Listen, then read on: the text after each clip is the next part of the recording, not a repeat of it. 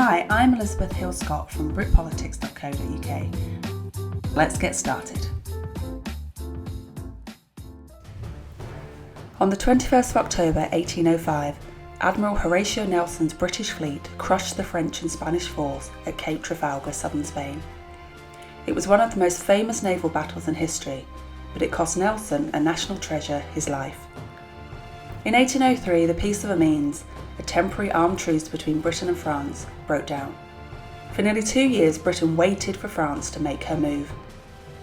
The move came in 1804, when Spain became an ally of France.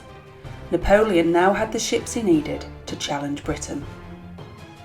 By September 1805, the French fleet was at Cadiz, Spain. It was positioned to attack British trading ships or Britain herself.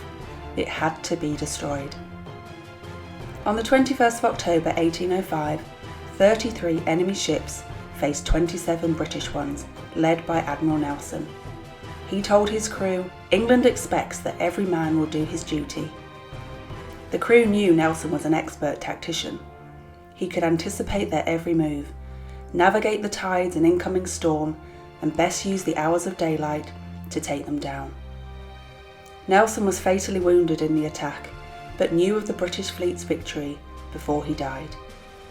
1,700 men were killed, but the Battle of Trafalgar sealed Britain's reputation as the world's leading maritime power.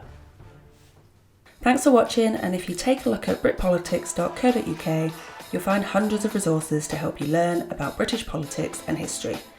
Plus, I cover writing, revision, motivation and exam tips.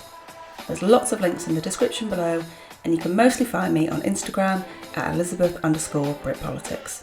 Don't forget to subscribe on the way out. Bye for now.